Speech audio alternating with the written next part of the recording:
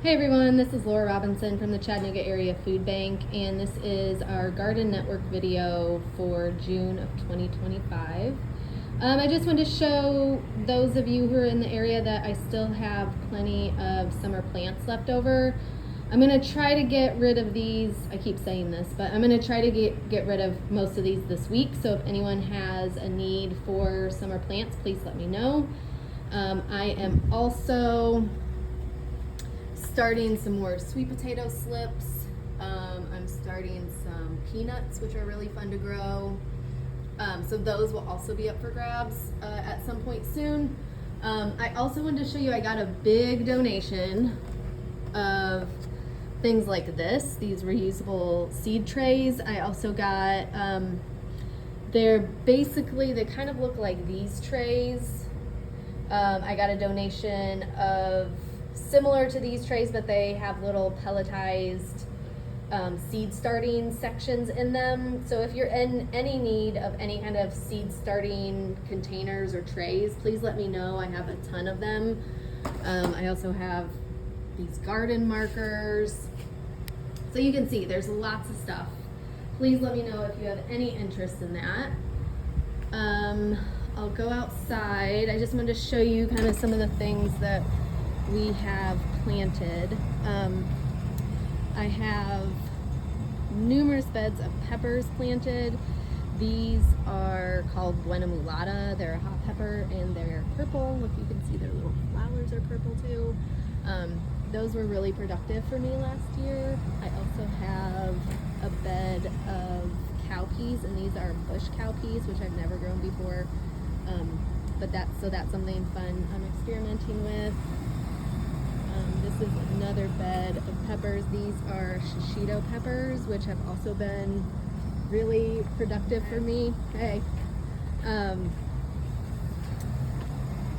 In the past, so I'm hoping that those grow well again this year. This is a bed of traditional cowpeas, so they do need supports to grow up. Lots of flowers are looking really nice right now. We have nasturtium. The zinnias are coming out. Okay, so let me keep going around here. I have lots of alyssum growing, which is one of my favorite summer flowers. Oh, this one's all flopping. There we go. One of my favorite summer flowers. It'll bloom until after frost, usually until November. So as you can see, a lot of this stuff is just kind of getting started, and I can't really report on much, but I'll at least show you what things look like as they're getting started. I have a couple different types of melon growing in this bed. I have, let me see if I can pull that over so you can see a little bit better.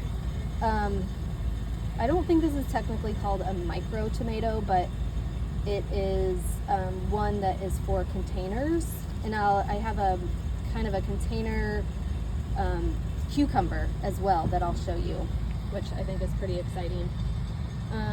Some figs are growing. This is a tomato I got. The plant was huge when I got it, so it's well ahead of the other tomatoes. But the tomatoes seem to be looking good so far. The golden raspberries, which if you've never tried them before, are so delicious. I have probably plants in here that can be dug up if anybody wants to try some. I have blackberries growing. You can see they're just starting to put on some color. Zinnias, sweet potatoes, a bed of bush beans. I have 2 beds of cucumbers. And I'm just noticing there's some bigger ones that need to be harvested sometime soon. If anybody's interested in info on cucumbers, I have planted 4 different types in 2 different beds. 2 of the types have definitely had more powdery mildew, and maybe I'll put that in my email, because I do think that's an interesting thing to know, and because I think cucumbers just suffer from powdery mildew really badly. I am going to try putting on some neem oil. You could also use baking soda, like a baking soda solution.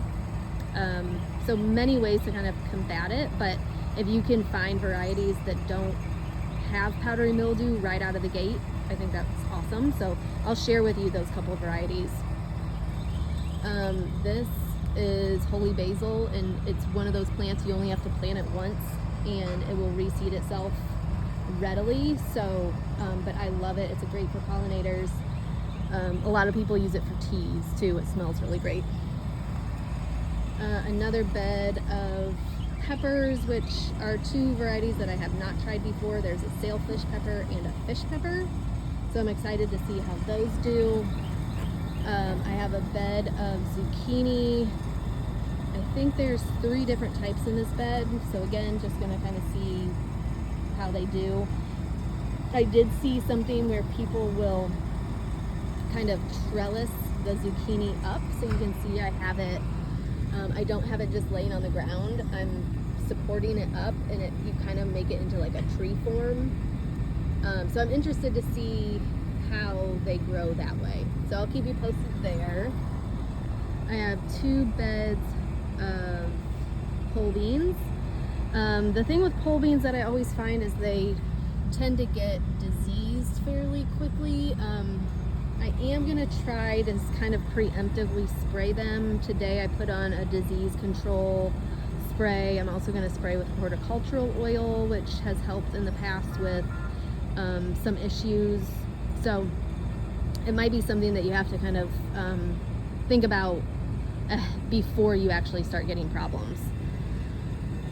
Let's see, I have multiple beds of tomatoes. I think these are a sun gold cherry tomato. This is a chocolate cherry tomato. You can see that I went through and I pruned these. These plants just got really big really fast, and so I went through and I took all of the leaves off of the bottom like foot of the plant, and then I took out some of the suckers as well. So you can see here there was something growing here between the stem and the leaf coming off of there, or the leaves, I guess. So I pruned those back, at least for a little while, and after, I mean, once they get to a certain size, I kind of just let them go wild. But I do try to shape them up a little bit from the get-go. Here's another bed of peppers. Here's my other bed of cucumbers. And this is the one that had a bit more powdery mildew than the other one, so you can already see here that I keep treating it, and it's pretty prevalent though. So it's just something you have to kind of fight on cucumbers a lot. And for some reason these are, I'm just noticing some of the cucumbers are looking yellow. So, but I guess there's still other ones growing. So we'll see how that goes. I still have a bed of Swiss chard growing, and it's looking really good. I'm going to kind of keep that in there probably for a while. I have one bed of eggplant, and the eggplant has started to grow. Let me see if I can, oh, here's one. So that's something that hopefully will be productive. I did have it covered for a while because eggplant seems to suffer from flea beetles really badly. And then here in this bed is another type of tomato called Mountain Magic, which I'm trying for the second year. We'll see how productive that is. I have some kind of random things. I have this tree, which is called moringa. If you're not familiar with it, there's some info. That actually was wintered over in the greenhouse. I have one little sad husk cherry growing here. I have a couple beds of bush beans, which you can see are really putting on a lot right now. And then after these bush beans are done, I'm gonna plant okra in 2 beds. So those hopefully will be coming out somewhat soon. Oh, you can see this cone flower plant versus this one. Obviously this one looks very diseased. Someone had said that it's from a disease that mites carry. Someone else said it might be called Astor's yellow, a disease. So either way, I have to just ditch this plant, throw it away, and get a new one for this space. But I just wanted you to see that in case you have anything that looks similar. All my Bachelor buttons are kind of falling over from all the crazy storms we've had, so I'll probably need to stake those up. My lemon tree is putting on quite a few lemons. I got the first one last year, and now there's 3 more, so that's kind of exciting. It's kind of the first like true harvest. Oh, and this is the little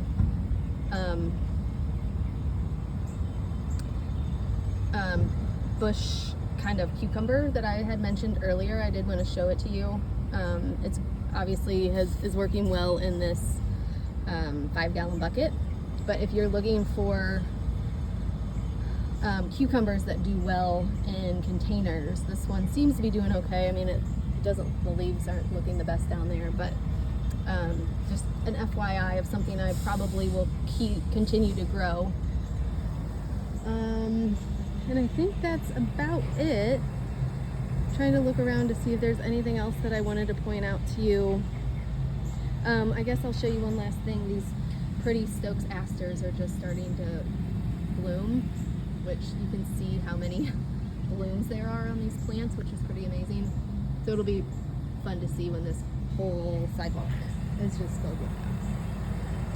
I think that's it for now. I hope everyone is surviving all the crazy rain we've had lately. I think we had 3 inches in the last 3 or 4 days here. The rain garden out front is definitely full. And I know we have probably more rain coming this weekend, so it's kind of been this crazy wet time for us here.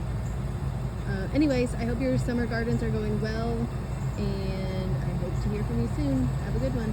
Bye-bye.